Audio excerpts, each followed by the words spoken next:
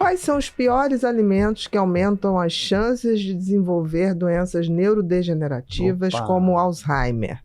E quais são os alimentos que devemos evitar para proteger nossa saúde cerebral? Disparado, qualquer alimento que aumente o pico de glicose e o pico de insulina. E dentre eles, a bolacha recheada. Aí é fatal. Ela é campeã porque, além dessa questão doce, ela traz muitos aditivos que são estrangeiros para o nosso corpo. Foram feitos por pessoas vestidas de branco, com capacete e pipetas. Pelo amor de Deus, isso pertence a um laboratório, não ao nosso intestino. Então, esses são os piores, tá? Para evitar Alzheimer, é isso mesmo. Evitar coisas que deem picos e que deem inflamação. O açúcar gera inflamação.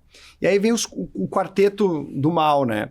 Que é o açúcar, em algumas pessoas o glúten, não tanto quanto a lactose, e o álcool, o famigerado álcool.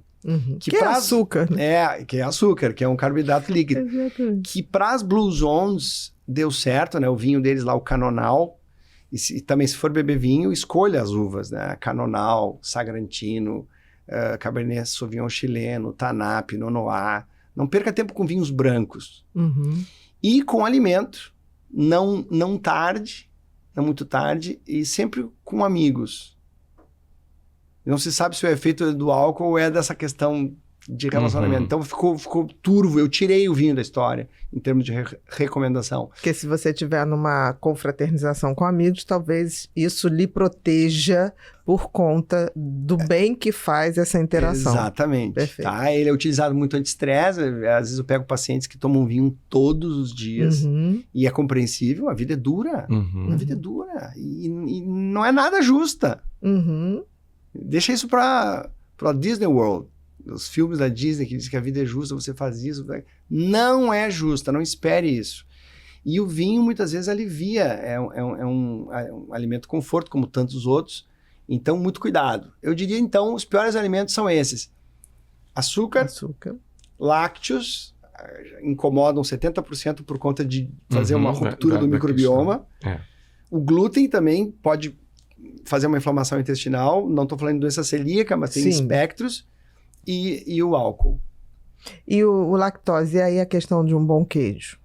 Entra no 20%? Entra no 20%, mas se for um queijo não pasteurizado, ele até pode ser consumido com mais frequência, que é aquele queijo feta grego, que é o queijo de cabra, o queijo de camela, que agora entrou no mercado. Camela? São os queijos da Serra da Canastra. Serra da Canastra tem uns queijos maravilhosos. Que pecado até. Só que tu tem que consumir rápido, porque eles apodrecem. Tudo que apodrece é bom. Exatamente. E eles não são pasteurizados, então o acesso já não é tão fácil. Então, falando daquele queijo do supermercado, pegue os brancos aqueles e também vá com calma, porque tem aditivos, né? Muitos, né? O ideal é usar o supermercado só para produto de limpeza. E passar a frequentar mais feiras. Porque é tão gostoso, né? Você vê que o alimento é diferente da feira. Apodrece mais rápido. E o clima...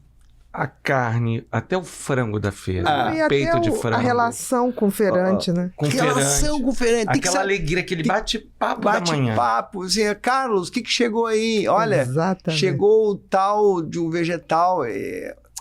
Eu criei o termo salada sexy, tá? São 7 itens de uma salada. E um dos itens é gente estranha. Tem que ter gente estranha.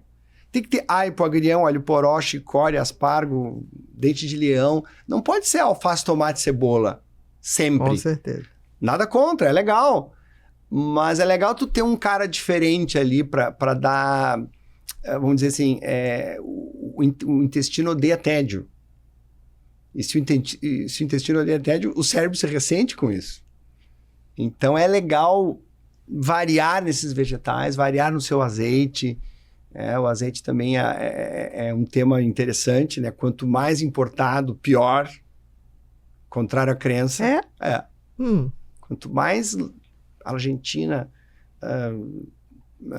Chile, Uruguai tem vários azeites, mas nós temos a grande... Lá no sul, né? A gente tem muitos produtores, então a gente tem esse privilégio. E aí a gente compra... Azeite nacional é bom. Porque foi feito mês passado. Entendi. Tá. Semana passada. Entendi. Enquanto que os que vêm de lá, os não vou citar nomes, os que vêm os portugueses, tá?